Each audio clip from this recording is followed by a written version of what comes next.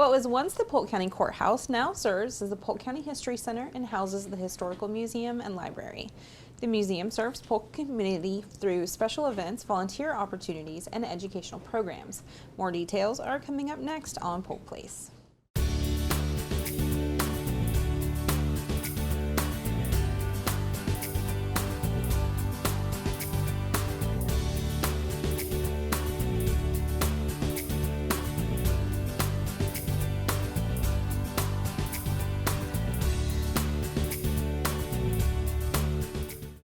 Welcome to Polk Place. I'm your host, Tina Mann, and joining me in the studio today is Myrtice Young, the Historic Preservation Manager at the History Center. Hi, Tina. Welcome back. Thank you. So we are here to talk about September events. Yes. So what is happening at the History Center? You know, I am so pleased that we joined the rest of the world and we're creating a virtual experience for our visitors so we can continue our democratic dialogues. And in September, Jody Pushkin, who is with Tampa Bay Times, is going to come and talk with us about a really important subject. I am just thrilled about this. The title of her program is Mindful Media and How to Become an Educated Media Consumer. Now, isn't that a great topic right now?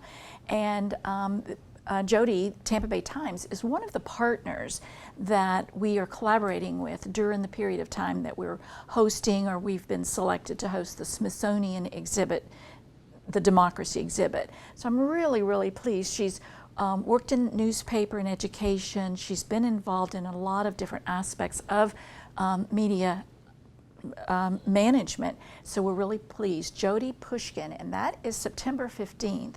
It's at 12:15 through Zoom. It's important to register, not that we're trying to restrict the number of people that come, but just so we can make sure we get links to everybody and get you registered. So we hope that you will contact the History Center and come and join us to be a mindful media consumer. I think you're absolutely right that this subject is very timely because there is a lot of misinformation being pushed out every day on social media and through other platforms. So it's important to know to research your stuff before you repost, to make sure you're checking multiple news sources to make sure that the story is consistent, fact check your stuff, things like that. So I'm looking forward to it. I think that's a great subject that is definitely needed. It is. Today I'm from the generation where, you know, we read the paper in the morning and saw one news channel in the evening and that was our news. And you're right, there's so many sources, and it's good to know what's reliable and how to assess it all. So we're looking forward to that. It'll be good. Excellent. And also in a Zoom format, yet again, is going to be the genealogy speaker series, and it's going to be featuring our very own Stacy Butterfield. So tell us about that. This is one of my favorite subjects that we talk about. When I first came to the History Center, one of the most frequent inquiries that we had were from people who've purchased historic homes or historic buildings, and they wanted to find out how to find out the history, the story of their building. And so we actually put together a workshop and a flyer and worked with a lot of our partners around the county to help people figure out how to find out the story of their building. One of our key speakers in that program was indeed Stacy Butterfield. The public records are important documents in storytelling of the building and seeking out its history. So she's going to come and she's going to talk to us in the Zoom format about how to do research, how to use public records to do research, either, you know, finding out about an individual or properties. There's some very important information to learn in public documents. There really is, and I know working here for the county that we get a lot of calls that people could research on their own and find on their own quite easily.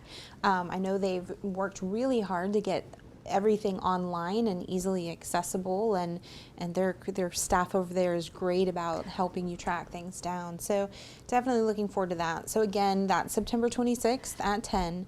And again, they need to contact the History Center just to get that link, make their reservation, and to make sure they have all the pertinent information that they need. Correct. And all year long, we've mentioned this, that this is the 100th anniversary of the right to vote for women.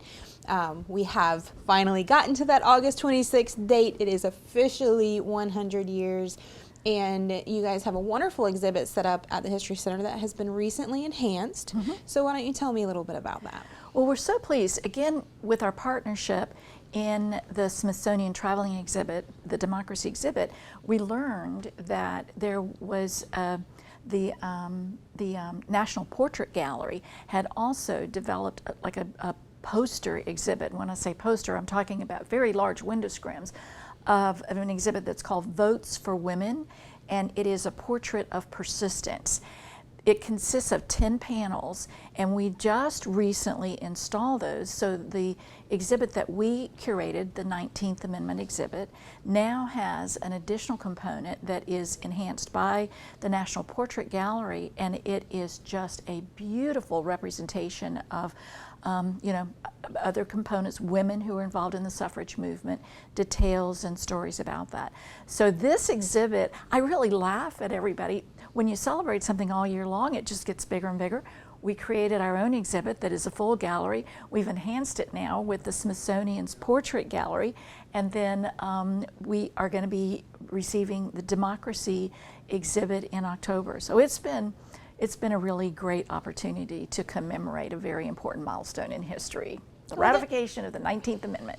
Absolutely. And there's also another way you guys are actually commemorating this, which, began on August 26th, along with other buildings around the country. You guys are lit up in purple and gold. So tell me about that. One of the nice things about this particular event, the commemoration of the 100th anniversary of the ratification of the 19th Amendment, is that Congress actually developed in 2017 a committee, and it's the Women's Suffrage Centennial Commission.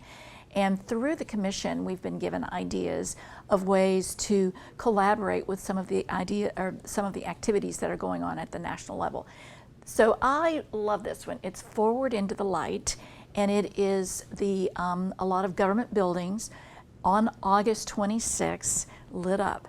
And at the History Center, the dome is portraying the colors of gold and purple, and that enhances the white lighting around the exterior of the building. And why is that essential? Is because the colors of suffrage are gold, purple, and white. So it's quite a spectacular thing to drive by in the evening and see that the Polk County History Center is adorned in the colors of the suffrage movement.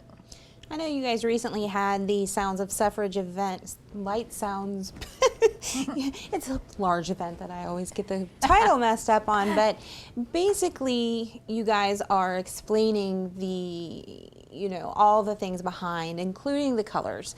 And as part of that, you had special candles made. So why don't you tell us about those, because they're still for sale. They are still for sale, and they are I have actually a sample of one here to show you.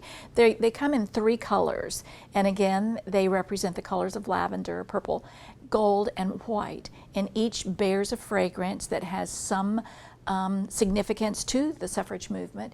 They each have a tag of sentiments from the suffrage movement, and they are for sale. Interestingly enough, the price is $19, and they can be purchased. You can reserve one through the Polk County History Center, either white, gold, or lavender, and each with its own little special sentiment. Absolutely, and lavender is my favorite. We also wanted to go ahead and mention, the election's coming up.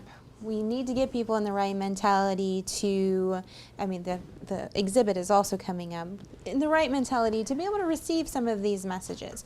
And you guys are going to have a workshop that kind of deals with that up in October, which is going to be on October 1st. I know we're talking about September, but let's just give them a preview of that. Okay. I am very pleased to do this. Again, one of our collaborative partners in the expectation or the anticipation of the Smithsonian exhibit is an organization called Braver Angels. Their mission is essentially to bring America back together in conversation, to depolarize the differences that we have as Americans. And so we're working with them on October 1st, collaborating also with one of the Smithsonian exhibit partners, the Betty J. Johnson Library in Sarasota. And through a Zoom format, we're going to be offering a program that's called Depolarizing Within. And why would I want to do this?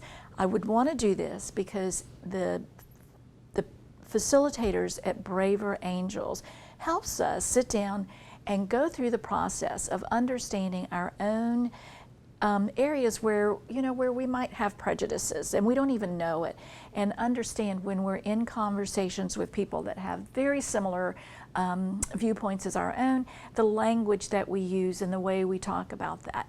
And the idea is to be able to recognize within myself how I polarize, Right. and to learn to depolarize so that I can have a conversation with someone with different ideas and different opinions and learn from them and become really a much more, I guess, respectful of our individual ideas and attitudes. One of the things that I love about Braver Angels is they point out that essentially as a country, as with different voting interests, basically we have the same needs. We want to be able to have a country that's prosperous and education for all. We want strong families. We basically want the same things. We just need to learn again how to talk with each other, have differences, respect our differences, and then come back to standing for what we think is important, but also respecting other people. That's a really important workshop. And it sounds like it might be, ooh, this is something that's I don't want to do that. It's very non-threatening, and I think very important to where the country needs to go. Back to an area where we can have disagreements, but we can have disagreements with a positive outcome. Right, that are actually productive. And I think that this, again, is so very timely because so many people shut down. They just entirely stop listening when another political view or whatever view is introduced. They don't even want to hear it. They don't want to hear the facts. They don't want to do their own research. It's timely and between that and the exhibit that's coming, I think it's very important for people to just remember where we've come from and where we're going. One of my favorite sentiments from the taglines from exhibits that we've looked at throughout this period of time is Americans disagreeing since 1776. And I thought, that's correct. That is what it is about. Democracy, this messiness in a republic. We've been disagreeing from the very beginning, but disagreeing is one thing, but being able to come to a conclusion and accomplishing good things through our differences is the goal, I think, of the republic. Absolutely, just like giving women the right to vote. That's right. Well, September and October sound like really exciting months, so thank you for coming out and telling us all about it. And thank you for giving me the opportunity. So we're lighting up. Polk County has a rich history and heritage, and the Polk County History Center is continuously thinking of new ways to help Polk residents experience that history. The museum's collection includes natural and cultural objects related to Polk and the greater Central Florida area that represent our history from pre-Columbian to present-day eras. The artifacts on display at the museum represent individuals, cultural groups, and events significant to the region. Located at 100 East Main Street in Bartow, the History Center is open from 9 a.m. to 5 p.m. Tuesday through Saturday. For more information about exhibits and events, you can check them out on the web at polkhistorycenter.org or give them a call at 863-534-4386.